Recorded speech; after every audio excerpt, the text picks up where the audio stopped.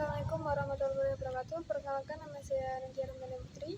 Pada kesempatan ini saya akan membaca, maknai, dan menjelaskan surah As-Sajdah ayat 27-28 berdasarkan tafsir Al-Jalalain. Sebelum mulai, saya akan membaca ayat terlebih dahulu secara tartil, kemudian melanjutkan dengan makna perkata, i'rab, dan penjelasan maksud ayat.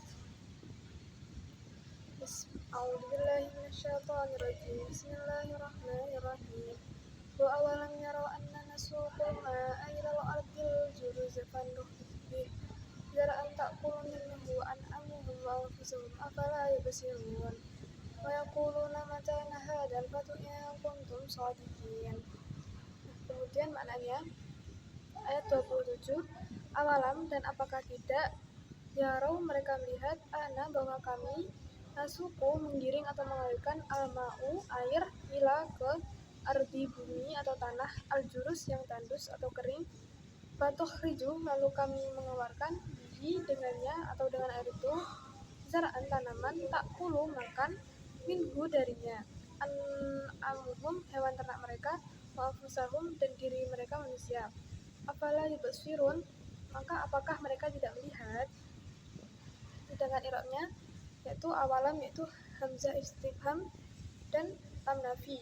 Yarau itu fi'il madhi dan fa'il yaitu waw. Anna huruf nasib dan ismna. Nasuku fi'il mudhari' marfu'. Al-ardul juruz mudhaf dan mudhaf ilaih itu sifatnya. Tukhriju fi'il mudhari', zar'an itu maf'ul bih, ta'kulu fi'il mudhari', an'amuhum fa'il, afala yubsirun istifham inkari. Sedangkan di ayat 28, wa yaquluna dan mereka berkata, matana kapan, hadza ini, al-fathu keputusan atau kemenangan, in jika kuntum kalian adalah shodiqin yaitu orang-orang yang benar. Sedangkan i'rabnya yaitu wa yaquluna itu fi'il mudhari' waw fa'il, matana hadzal fath jumlah istifham atau pertanyaan, in kuntum shodiqin yaitu jumlah syartiyah. Nah, penjelasannya dalam tafsir Al-Jalalain dijelaskan bahwa Allah itu menegur manusia. Apakah mereka tidak melihat bahwa Allah menggiring air hujan ke tanah yang sebelumnya kering, tandus, dan tidak menghasilkan? Namun setelah terkena air, Allah itu menumbuhkan tanaman dan tumbuhan yang kemudian dimakan hewan ternak dan manusia. Ayat ini menunjukkan tanda kekuasaan Allah dalam menghidupkan sesuatu yang mati. Ini menjadikan bukti bahwa Allah itu mampu membangkitkan manusia setelah mati sebagaimana Dia menghidupkan tanah yang tandus. Kalimat afala yubsirun adalah teguran, mengapa mereka tidak melihat dan mengambil pelajaran? Nah, selanjutnya ayat 28.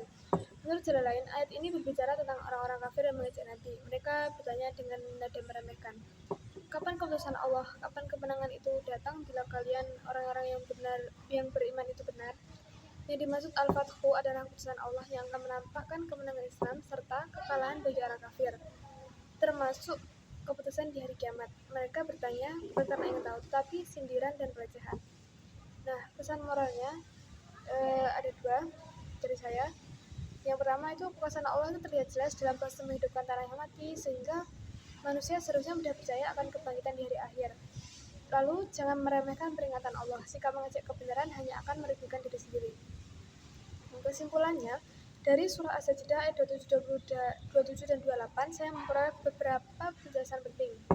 Yang pertama, tanda kekuasaan Allah itu sangat jelas, termasuk dalam siklus hujan menghidupkan tanah tandus. Nah, ini itu menjadi bukti kuat bahwa Allah mampu membangkitkan manusia dari kematian. Yang kedua, manusia itu diperintahkan untuk menggunakan akal dan penglihatan, bukan hanya melihat secara fisik, tetapi juga mengambil hikmah dari ciptaan Allah. Yang ketiga, sikap mengejek wahyu dan kebenaran adalah perilaku orang-orang yang keras hati, dan Allah itu menegaskan bahwa keputusannya pasti datang.